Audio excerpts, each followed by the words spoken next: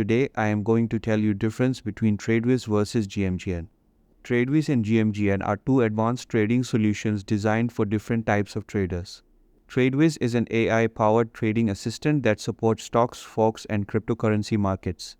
It utilizes machine learning to provide predictive insights, real-time execution, and AI-powered risk management. With a user-friendly dashboard and high customization options, Tradewiz is well suited for beginner and intermediate traders who want to optimize their strategies while maintaining control over their trades.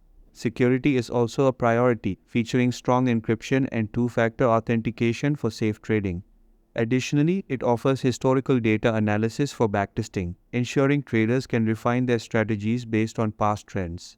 In contrast, GMGN is an advanced automated trading system tailored for professional traders and institutions. It supports a wider range of markets, including crypto, forex, and commodities. GMGN integrates deep learning and AI-based trading, allowing for highly sophisticated and customizable automation, including custom scripting capabilities.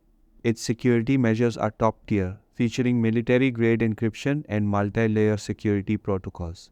The platform offers an advanced user interface designed for expert traders with ultra-fast execution and low-latency trading.